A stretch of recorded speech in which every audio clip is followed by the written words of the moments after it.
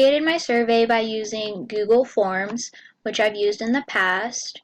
So to create your Google form, you just have to go to the Google form creation one, and I chose a blank one, which I could then edit myself.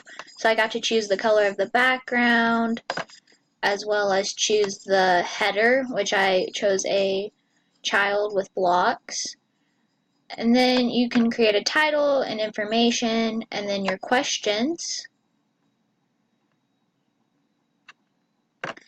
And then you can also view the responses of people who have responded. So 3 people have responded to mine so far, and it has like a key over here to tell you, and then it has a pie chart with the percentages for each question.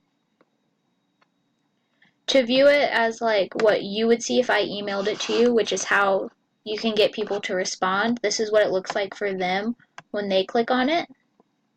And then they just hit submit, and it goes automatically to my responses, and then I have it.